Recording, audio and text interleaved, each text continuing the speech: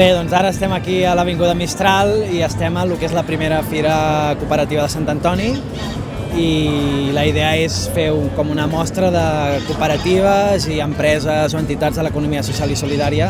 que donen servei o que són del barri de Sant Antoni. La idea de la fira era fer una mostra de cooperatives que donen servei o són del barri i fer-la al carrer, això ho vam trobar també molt important, perquè una mica el que volem demostrar és que una altra economia és possible, no, ja existeix,